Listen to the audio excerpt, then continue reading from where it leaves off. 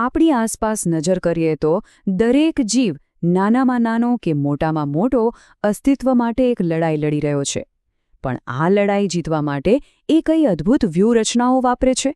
ચાલો આજે જીવનની એ જ અદ્ભુત ગાથાને સમજીએ જે દરરોજ આપણી નજર સામે ભજવાય છે. હવે આ પ્રશ્ન સાંભળવામાં કદાચ બહુ સરળ લાગે ખરું ને, પણ એનો જવાબ જીવનના સૌથી ઊંડા રહસ્યો ખોલી નાખે છે. આ જ સવાલ આપણને સજીવ અને નિર્જીવ વચ્ચેની જે પાતળી ભેદરેખા છે ને, એ સમજાવે છે. તો આજના આ વિશ્લેષણમાં આપણે ક્યાંથી ક્યાં જઈશું? આપણે જીવનની વ્યાખ્યાથી શરૂઆત કરીશું. પછી રણ અને સમુદ્ર જેવા એકદમ અલગ વાતાવરણમાં જીવન કઈ રીતે ટકે છે એ સમજીશું. અને છેલ્લે જોઈશું કે આ અનુકૂલન આપણી આસપાસ કેવી રીતે કામ કરી રહ્યું છે. તો ચાલો શરૂઆત કરીએ એકદમ મૂળભૂત સવાલથી. જીવન છે શું? એવું તો શું છે જે એક જીવંત કોષને ધૂળના એક કણથી અલગ પાડે છે? ચાલો એ નિયમોને જરા ઊંડાણથી સમજીએ. આ 7 લક્ષણો પર એક નજર નાખો. હવે નવાઈની વાત શું છે ખબર છે? કે પછી એક નાનકડો બેક્ટેરિયા હોય કે પછી વિશાળકાય વેલ, પૃથ્વી પરનો દરેક જીવ દરેક આ જ સાર્વત્રિક નિયમોને અનુસરે છે. એમ કહી શકાય કે આજ તો જીવનનો અસલી કોડ છે. સારું, એકવાર જીવન અસ્તિત્વમાં આવી ગયો પછી એનો સૌથી મોટો પડકાર શરૂ થાય છે ટકી રહેવાનો. અને ટકી રહેવા માટે દરેક સજીવે પોતાના આસપાસના પર્યાવરણના નિયમોનું પાલન કરવું જ પડે છે. બીજો કોઈ રસ્તો જ નથી. અને બસ અહીં જ અનુકૂલનનો ખ્યાલ ચિત્રમાં આવે છે. અનુકૂલન એટલે બીજું કંઈ નહીં પણ જીવનનું અંતિમ સમસ્યા નિવારણ સાધન. જાણે એક એવી માસ્ટર કી છે જે પર્યાવરણના કોઈ પણ તાળાને ખોલી શકે છે. જરા વિચારો, એક તરફ રણ છે અને બીજી તરફ સમુદ્ર. બંને જગ્યાએ અસ્તિત્વ ટકાવી રાખવાના નિયમો એકદમ અલગ છે. એક જગ્યાએ પાણીનું ટીપું બચાવવાનો પડકાર છે તો બીજી જગ્યાએ હવા વગર શ્વાસ લેવાની મજબૂરી. તો સવાલ એ છે કે જીવન આટલા મોટા વિરોધાભાસનો સામનો કરે છે કઈ રીતે? ચાલો આ સમજવા માટે પહેલાં આપણે દુનિયાના સૌથી કઠોર વાતાવરણમાંના એક એટલે કે રણમાં જઈએ અને ત્યાંના એક્સપર્ટને મળીએ. ઊંટને રણનું વહાણ કંઈ અમસ્તું જ નથી કહેવાતું. એનું આખું શરીર જાણે રણના જીવન માટે જ ડિઝાઇન થયું હોય એવું લાગે છે. એ અનુકૂલનનું એક જીવંત ચાલતું ફરતું ઉદાહરણ છે. જરા અહીં જુઓ, ઊંટના શરીરનો દરેક ભાગ જાણે કોઈ ચોક્કસ સમસ્યાનો ઉકેલ લઈને જ આવ્યો છે. જેમ કે એની ખૂંદ. મોટાભાગના લોકો શું માને છે કે એમાં પાણી હોય છે, પણ ના, એમાં તો ચરબીનો સંગ્રહ થાય છે. અને જ્યારે આ ચરબી તૂટે ને ત્યારે એમાંથી ઊર્જા તો મળે જ, પણ સાથે સાથે મેટાબોલિક પાણી પણ બને છે. પછી એની લાંબી પાંપણો જુઓ, રેતીના તોફાનમાં કુદરતી ગોગલ્સનું જ કામ કરે. અને એના પહોળા પગ, એના લીધે જ તો એ નરમ રેતીમાં ખૂંપી નથી જતો. ખરેખર કેટલું અદ્ભુત એન્જિનિયરિંગ છે નહીં?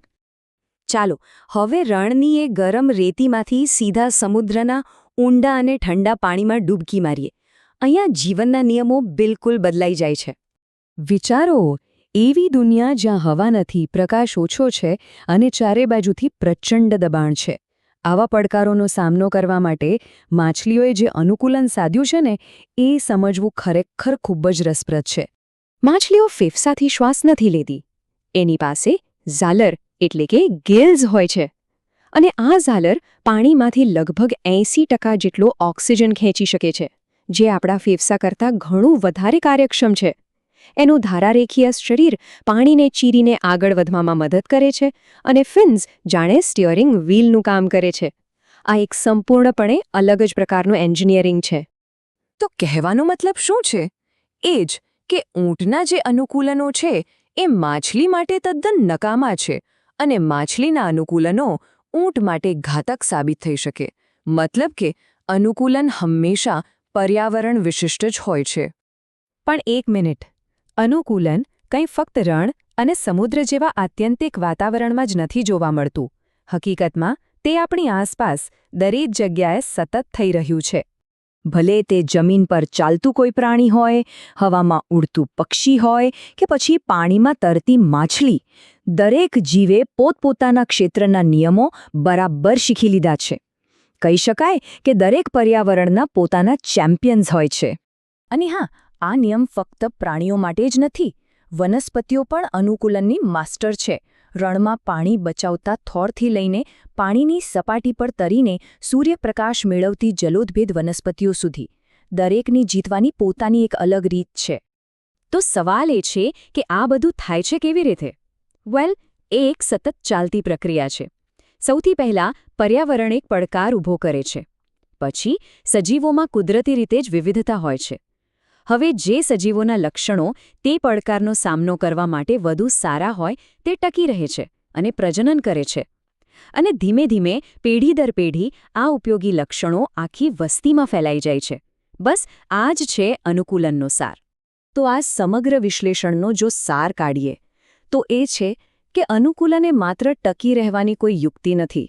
એ તો એક એવી શક્તિશાળી પ્રક્રિયા છે જેણે પૃથ્વી પર જીવનના અસંખ્ય અદ્ભુત સ્વરૂપોનું સર્જન કર્યું છે. દરેક જીવ ખરેખર તો તેના પર્યાવરણની એક અનોખી વાર્તા કહી રહ્યો છે. અને ચાલો, આ એક વિચાર સાથે આજના વિશ્લેષણને અહીં વિરામ આપીએ. આપણે જોયું કે અનુકૂલન એક ધીમી, ક્રમિક પ્રક્રિયા છે. પણ જ્યારે પર્યાવરણ પોતે જ ખૂબ ઝડપથી બદલાવા લાગે, જેમ કે આજે થઈ રહ્યું છે, ત્યારે શું જીવન તેની સાથે તાલ મિલાવી શકશે? આ એક એવો સવાલ છે જે કદાચ આપણા ગ્રહના ભવિષ્યને નક્કી કરશે.